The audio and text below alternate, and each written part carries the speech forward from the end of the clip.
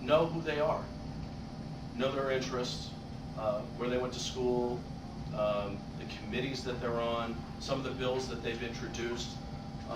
This is getting easier and easier to get this information so that you know what that policymaker is interested in. In preparing for meetings, I generally will hold like a pre-meeting briefing with the people who go in, and we'll discuss the issues. And usually it's 1, 2, 3. We're going to talk about patent reform. We're going to talk about the Medicare doc fix, and we're going to talk about health information technology. Those are 3 examples of issues that, those are very broad issues. Well, not all of them, but some of them are fairly broad. And they have sub-issues underneath them.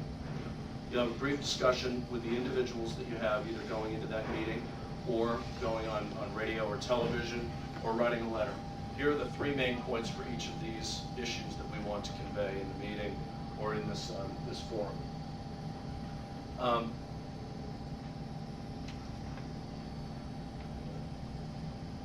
If during the meeting you get a question that you don't know the answer to, and I've seen this before, someone will say, "Oh, I'm absolutely certain that so-and-so did X, Y, and Z," and they didn't. If you don't know the answer to something, just say you'll get back to them. It's just common form. If you don't know the answer right then and there, or you're unclear about whether or not you're certain, just say, "We'll do that and follow up. I'll get you that after that." I said this earlier.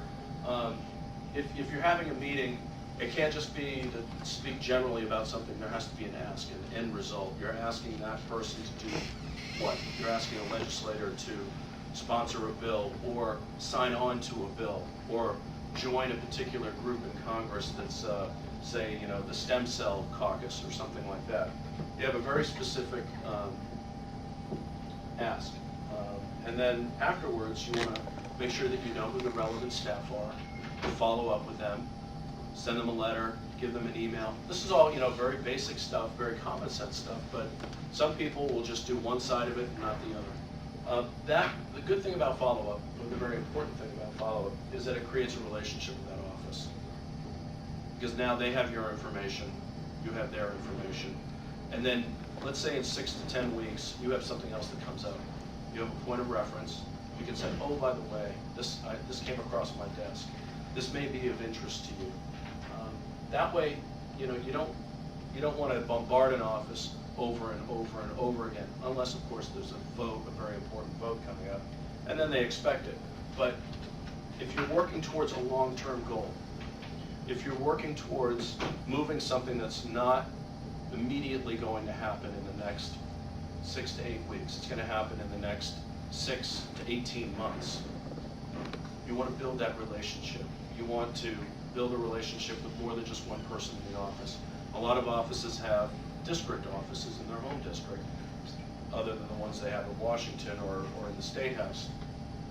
Get to know all the people who work for that elected official so that you can reach them on different points or from different points.